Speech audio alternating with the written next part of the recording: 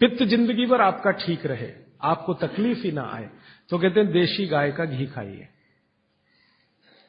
पित्त को जिंदगी भर सम रखने के लिए अगर कोई एक चीज उन्होंने बताई है सबसे अच्छी, वैसे तो उन्होंने सैकड़ों चीजें बताई, सबसे अच्छी तो उसकी ऊपर की श्रेणी में गिनती है घी। घी माने गाय का घी। भैंस के घी के लिए उन्होंने बोला है, लेकिन उन्होंने कहा है कि वो एक ही कैटेगरी के लोगों के लिए है जो कुश्ती लड़ते हैं। कुश्ती लड़ते हैं माने पहलवानी करते हैं, दंड बैठक लगाते हैं, पहलवानी करते हैं, वो घुमाते हैं। इनके लिए उन्होंने कहा है कि ये गाय का घी कभी ना खाएं, ये भैंस का ही घी खाएं, क्योंकि होना ही उनको भैंस के जैसा है। आपके लिए नहीं है, आप सदगृहस्थ हैं, ना आपको कुश्ती लड़नी है, ना आपको पहलवानी करनी है, ना आपको दंड बैठक लगानी है, ना आपको रेस जीतनी है, आपको तो जीवन अपना चलाना है ठीक तरीके से। तो आपके लिए है गाय का घी। और पहलवान जो कुश्ती लड़ रहे हैं, अखाड़े में दंड बैठक लगा रहे हैं, मुगदर घुमा रहे हैं, वगैरह वगैरह, इनके लिए है भैंस का घी। भागवत जी कहते हैं कि वो अगर गाय का घी खाएंगे तो बीमार पड़ेंगे, और आपने अगर भैंस का घी खाया तो आप तकलीफ में आएंगे।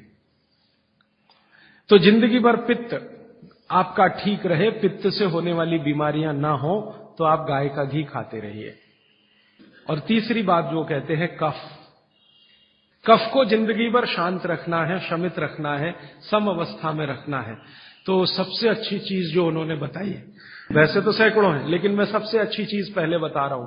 वो कहते हैं नंबर 1 की चीज है कफ को शांत रखने के लिए, वो है गुड़। और ऑब्लिक करके उन्होंने एक चीज बताई है, शहद। तो वो कहते हैं कि जो शहद खा सकते हैं वो शहद खाएं, जो नहीं खा सकते वो गुड़ खाएं। अब आप में से जो जैन सिद्धांतों का पालन करने वाले हैं उनके लिए है गुड़, और जो जैन सिद्धांतों का पालन नहीं करते वो शहद भी ले सकते हैं। तो 3 चीजों की अब बात मैं कर रहा हूं। पहली चीज हो गई शुद्ध तेल, दूसरी चीज हो गई गाय का घी, और तीसरा हो गया गुड़। उल्टे से शुरू करता हूं, गुड़ कफ को कैसे शांत रखेगा। आधुनिक विज्ञान की जानकारी कुछ मैं आपको इसमें जोड़ना चाहता हूं। कफ जब भी बिगड़ता है तो शरीर में एक तत्व की बहुत कमी आ जाती है, वो है फास्फोरस।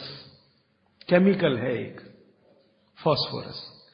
जब भी कफ बिगड़ेगा तो आप समझ लो आपके शरीर में फास्फोरस की कमी है। और फास्फोरस का एक छोटा भाई भी है, आर्सेनिक। आर्सेनिक वैसे तो शरीर में ना रहे तो अच्छा है क्योंकि जहर है, लेकिन बहुत मामूली मात्रा में रहे तो फास्फोरस को ताकत देता है ये आर्सेनिक। फास्फोरस का कॉम्प्लीमेंट्री है आर्सेनिक। ये केमिस्ट्री की बात है। अब आप समझ लीजिए कि कफ आपके शरीर में बढ़ गया, इसका माने फास्फोरस कम हो गया। तो भागवत जी ने कितनी इंटेलिजेंसी से चुना, गुड़ खाओ। हमने गुड़ को जब टेस्ट किया लेबोरेटरी में तो उसमें सबसे ज्यादा फास्फोरस ही है। गुड़ में सबसे ज्यादा फास्फोरस है। हालांकि उसमें थोड़ा मात्रा में आर्सेनिक भी है, लेकिन फास्फोरस उसमें सबसे ज्यादा मात्रा में है। और गुड़ जो बना है ना, किससे बना है? गन्ने के रस से। तो गन्ने के रस को टेस्ट किया तो पता चला गन्ने के रस में फास्फोरस है, लेकिन गन्ने के रस से ज्यादा गुड़ में है। गन्ने के रस में भी फास्फोरस है, लेकिन उससे ज्यादा गुड़ में है। तो क्या किया हमने? गन्ने के रस को गर्म किया। तो गर्म करने की जो प्रक्रिया है, इसमें फास्फोरस घटा नहीं, बढ़ा। ये पता नहीं क्या अद्भुत विज्ञान है। तो भागवत जी ने ये नहीं कहा कि गन्ने का रस पियो, उन्होंने कहा गुड़ खाओ। गन्ने के रस को भी वो कह सकते थे क्योंकि फास्फोरस उसमें है, लेकिन गन्ने के रस से ज्यादा बेहतरीन स्थिति का फास्फोरस गुड़ में है, जो सबसे जल्दी हजम होता है। ये गुड़ ऐसी अद्भुत चीज है जो 1 दिन के बच्चे को भी खिलाया जा सकता है। 1 दिन के बच्चे को, आज बच्चा पैदा हुआ, आप शाम को उसे गुड़ दे सकते हैं, आज ही दे सकते हैं। हाँ, तो आप जो है एक ऐसी स्थिति में है जहां आपके पास कई चीजें उपलब्ध हैं, उनमें से भागवती जी चुनकर दे रहे हैं कि देखो ये है। अब गुड़ बनाने के पहले एक और चीज बनती है जिसको मराठी में कहते हैं काकवी। तरल गुड़ कहिए उसको, तरल गुड़। राब कहते हैं कई लोग उसको, राब, राजस्थान में राब कहते हैं। वो ये कहते हैं कि गुड़ और राब में आपके पास अगर चॉइस है तो राब खाइए, वो गुड़ से भी ज्यादा अच्छी है। तो राब हमने बनवाई और उसको टेस्ट किया लेबोरेटरी में, तो गुड़ से बेहतरीन स्थिति का फास्फोरस राब में है। तो आपकी जिंदगी का इसको हिस्सा बना लीजिए, हिस्सा। कफ की जिंदगी में तकलीफ कभी भी नहीं आए जो आप राब और गुड़ खाएं, ये आपकी जिंदगी का हिस्सा हो जाना चाहिए। अब आप पूछेंगे जी कौन सा गुड़ खाएं? बाजार में कई तरह के गुड़ हैं। एक गुड़ है जो बहुत गोरे रंग का होता है, सफेद सफेद होता है। जो गुड़ का रंग जितना ज्यादा साफ वो उतना ही बड़ा जहर।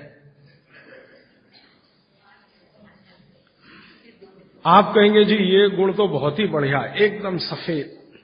ये सफेद रंग के चक्कर में हम बर्बाद हो गए। जब से अंग्रेज आए ना, हमारे दिमाग में भूत घुस गया। हर चीज हमें गोरी चाहिए, हर चीज गोरी, हर एक रंग सफेद चाहिए। हां, मैं रविवार का अखबार जब पढ़ता हूं ना तो मैट्रिमोनियल कॉलम्स आते हैं, सबको गोरी पत्नी चाहिए, भले चाहने वाला चिक्कट काला हो उसको गोरी ही चाहिए।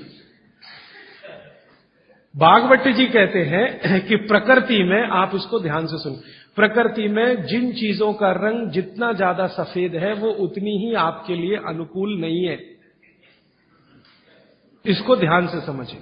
प्रकृति में जिन चीजों का रंग जितना ज्यादा सफेद है वो आपके अनुकूल नहीं है।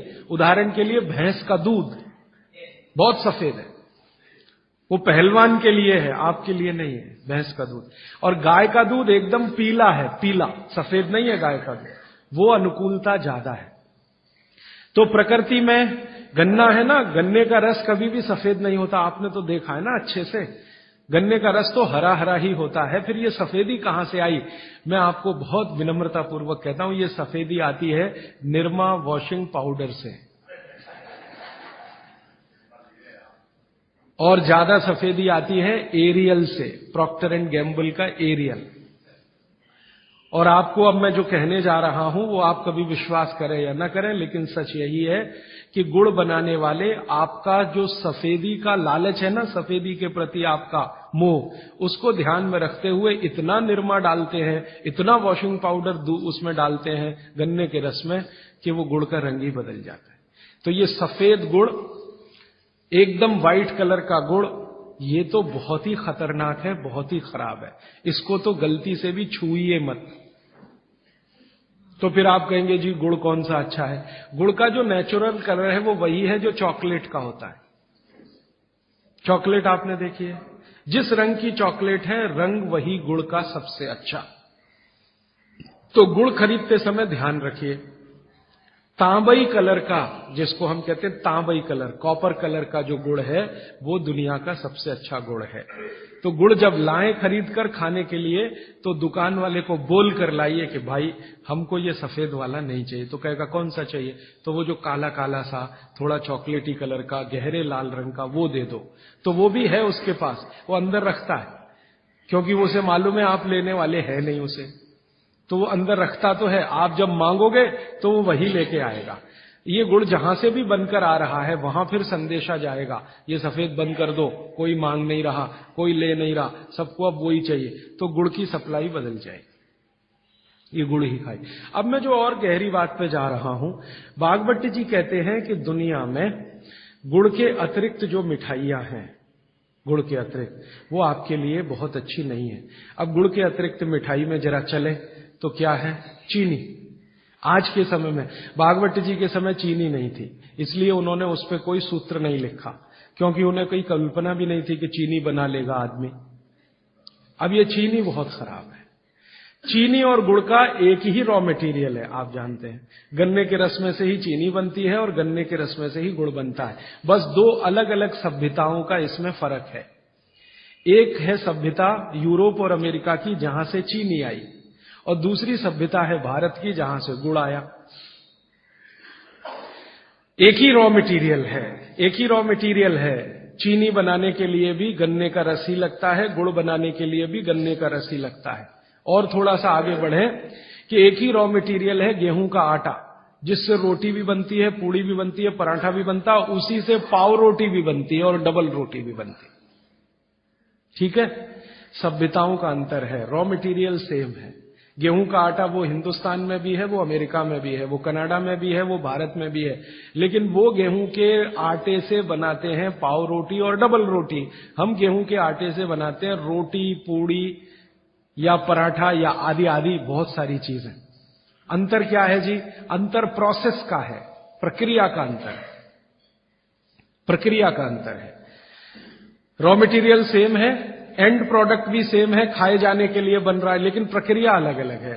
वो रोटी बनाएंगे तो पहले आटे को सड़ाएंगे, फर्मेंट करेंगे, और आटे को सड़ा सड़ा के पुराना पुराना कर करके फिर उसमें से पाव रोटी ही बनेगी। रोटी तो बन नहीं पाएगी, क्योंकि आटे के फर्मेंटेशन के बाद रोटी बनना मुश्किल होता है उसमें। और हम आटे को पानी में गूंदेंगे और तत्काल उसकी प्रक्रिया करके रोटी बना लेंगे।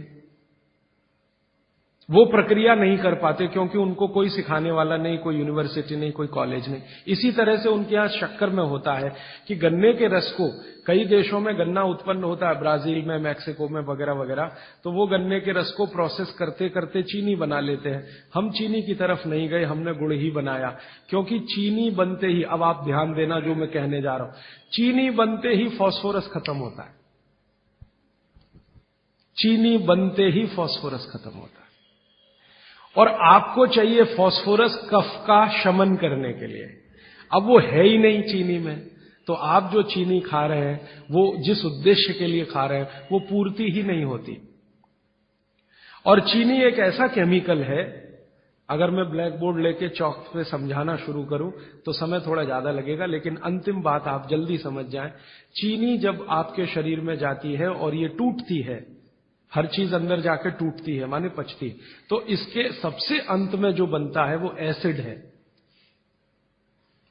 और गुड़ जब शरीर में जाता है और टूटता है तो इसके सबसे अंत में जो बनता है वो क्षार है। अब मैंने आपसे थोड़े दिन पहले कहा था, पता नहीं याद है कि नहीं, पेट में हमेशा अम्ल है, ठीक है। अब पेट में तो अम्ल पहले से है ही, प्रकृति का दिया हुआ। आपने चीनी खाई, चीनी में से भी अम्ल ही निकला, तो अम्ल तो बढ़ गया ना जरूरत से ज्यादा। और ये बढ़ा हुआ अम्ल अगर पेट में आपके है तो ये खून में भी जाएगा, आप इसे रोक नहीं सकते, क्योंकि पेट में जो है वो खून में भी जाएगा। और खून में अम्ल बढ़ता ही गया। रोज आपने 1 चम्मच चीनी खाई, 2 चम्मच चीनी खाई, 3 चम्मच चीनी खाई, हर दिन उसमें से अम्ल निकल रहा है, और पेट का अम्ल भी उसमें जुड़ रहा है, फिर निकल रहा है, फिर जुड़ रहा है, फिर निकल रहा है। फिर 10 साल का हिसाब निकालो, 20 साल का निकालो, 30 साल का निकालो, आपका दिमाग घूम जाए। रोज का अगर 2 चम्मच चीनी का हिसाब जोड़ो, वैसे तो जो 2 चम्मच से ज्यादा ही रहती है एक आदमी की जिंदगी में चीनी। दूध में भी चीनी लेते हैं, चाय में भी चीनी लेते हैं, 2 चम्मच रोज की। 2 चम्मच माने हो गई लगभग 10 ग्राम के आसपास। तो 10 ग्राम चीनी रोज की, 1 साल में कितनी, 10 साल में कितनी, 30 साल में कितनी, 40 साल में कितनी, हिसाब निकालोगे ना तो मरते समय तक 1 बोरा चीनी तो कोई भी खा लेता है, 100 किलो तक। अब इतनी चीनी खा के जो एसिड बनेगा वो कहां जाएगा? बेचारा आपका किडनी जितना निकाल सकता है वो निकालने की कोशिश करेगा, लेकिन सब नहीं निकाल पाया, तो ये रक्त में ही रहेगा। और यही एसिड है जो वात के रोग आपको पैदा करेगा। तो इसलिए चीनी और गुड़ एक ही चीज में से बनने वाली 2 मीठी वस्तुएं हैं, लेकिन गुड़ में क्या है? गुड़ जब आप खाएंगे, फास्फोरस किसी भी चीज में रहे, क्षारपन ही रखता है वो उस चीज को, माने उसमें एल्केलाइन की प्रॉपर्टी ही रहती है। तो गुड़ कितना भी खाएंगे क्षार ही बनेगा, और वो क्षार पेट के अम्ल को बैलेंस करता रहेगा, तो पेट की अम्लता बढ़ने नहीं पाएगी, तो जिंदगी आपकी सुखद और निरोगी होती जाएगी। अब इसको और एक तरीके से समझाता हूं। गुड़ और चीनी पे जब हमने एक्सपेरिमेंट किए तो पता चला चीनी को पचाने के लिए पूरे शरीर को वैसी ही ताकत लगानी पड़ती है जैसी ठंडे पानी को पचाने के लिए लगती है। पूरा शरीर झुक जाता है, तब चीनी जाके पचती है, और सबसे देर में पचती है। आपने जो दाल खाई है वो पच जाएगी, गेहूं पच जाएगा, चना पच जाएगा, मटर पच जाएगी, चीनी सबसे अंत में जाके पचेगी, और उसको पचाना पड़ता है। लेकिन गुड़ दुनिया में ऐसी अद्भुत चीज है जो बनाई हिंदुस्तानियों ने, कि गुड़ सबको पचा देता है। गुड़ तो सब चीज को पचा देता है, चीनी को पचाना पड़ता है। मेरी बात समझ में आ रही है आपको? गुड़ हर चीज को पचा देगा, खुद ताकत लगा देगा। आपने गुड़ के साथ कुछ भी खाया है, वो सब चीजें गुड़ पचा देगा, लेकिन चीनी को पचने के लिए पूरी ताकत लगती है। तो चीनी जब पचेगी तो दूसरी चीजों को तकलीफ कर देती है। तो इसलिए बेहतरीन है कि गुड़ खाइए, जिंदगी भर कफ के रोग आपको नहीं आएंगे। फिर अंत में वही सवाल, मिलता नहीं जी, ये रोना बंद कर दीजिए। दुनिया में हर चीज मिलती है, जहर भी है, अमृत भी है, आपको क्या चाहिए? और आज की दुनिया है ना, आज की दुनिया माने आज का मार्केट, माने आज की इकोनॉमिक्स, वो बायर्स इकोनॉमिक्स है, कंज्यूमर्स इकोनॉमिक्स है। बायर्स मार्केट है, कंज्यूमर मार्केट है। माने जो ग्राहक मांग करेगा वही चीज बाजार में टिकेगी, ग्राहक मांग ही नहीं करेगा तो वो टिकने वाली ही नहीं है। तो आप मांग करना शुरू करो, जी गुड़ चाहिए, गुड़ चाहिए, गुड़ चाहिए, तो आप में से ही कई लोग खड़े हो जाएंगे, बोलो कितना चाहिए। मैं कोल्हापुर जाके आता हूं, गुड़ वाले से बात करके आता हूं, हमारा गुड़ जो है हमें सफेद नहीं चाहिए, हमें तो वो वाला गुड़ चाहिए जो काला का। कोई कहेगा मैं बिहार जाके आता हूं, गुड़ वाले से बात। जहां जहां गुड़ बनने के बड़े केंद्र हैं, बिहार बहुत बड़ा केंद्र है, गन्ना होता है, कर्नाटक में बहुत गन्ना है, महाराष्ट्र तो गन्ने का सबसे बड़ा केंद्र है हिंदुस्तान में। आपका महाराष्ट्र आपके बॉर्डर पे ही है, आंध्र प्रदेश में बहुत गन्ना है, तमिलनाडु में भी गन्ना है, कई इलाके तमिलनाडु में गन्ने के। जहां जहां गन्ना होता है वहां गुड़ बन सकता है। आप गुड़ बनाने वाले को बस संपर्क कर लीजिए कि देख भाई, तू इसमें वॉशिंग पाउडर मत डालना, तू इसमें वॉशिंग पाउडर मत डालना, लगे तो 2 रुपए किलो ज्यादा ले लेना। तो वो जो 2 रुपए किलो का लालच है वो ही उसको ईमानदार बना देगा। आप ले लो उससे। वो कहता है जी मेरा गुड़ 15 रुपए किलो, आपको मैं 17 रुपए किलो ले लूंगा, तुम इसमें ये जहर मत डालना। और वो 2 रुपए किलो आपने जो ज्यादा दिया वो जिंदगी के लिए कोई घटिया सौदा नहीं है, बहुत फायदे का सौदा है। तो गुड़ बनाने वाले इस देश में आज भी हजारों की, लाखों की संख्या में है, गांव गांव में है। आप उनसे संपर्क कर लीजिए और कोई एक गुड़ का केंद्र ही शुरू कर दीजिए। आपके आपस में सब लोगों को, जितने कम से कम 500-700 लोग यहां बैठे हैं, इतने घरों के लिए गुड़ आ सकता है, जरूरत के हिसाब से आपको उपलब्ध हो सकता है। तो ये मत कहिए कि मिलता नहीं, हर चीज इस देश में मिलती है, छोटे छोटे गांवों में भी उपलब्ध है। कुछ लोग गुड़ खाइए, कुछ लोग काकवी खाइए, माने जिसको राब कहते हैं। जितना जाड़े का समय है ना, नवंबर, दिसंबर, जनवरी, फरवरी तक राब भरपूर खा सकते हैं।